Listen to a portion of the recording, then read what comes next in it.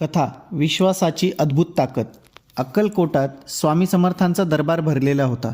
रोज हजारो लोक स्वामींना दर्शनासाठी येत होते. एक गरीब शेतकरी दररोज स्वामींच्या चरणी नम्रतेने येत असे. तो अत्यंत भक्तिभावाने म्हणायचा, स्वामी, माझ्या घरी अन्न नाही, मुलं उपाशी आहेत, पण मी तुमच्यावर पूर्ण विश्वास ठेवतो. स्वामी हसून त्याला बघत आणि काही बोलत नव्हते. अनेक दिवस असेच झाले. गावातील लोक त्याची चेष्टा करू लागले. अरे, किती दिवस विनंती करणार आहे, स्वामी तुला काही देणार नाहीत. पण तो शांत होता. त्याचा विश्वास डळमळीत झाला नाही. एक दिवस स्वामींनी त्याला विचारलं, अरे, रोज येतोस, तुला काय हवं आहे?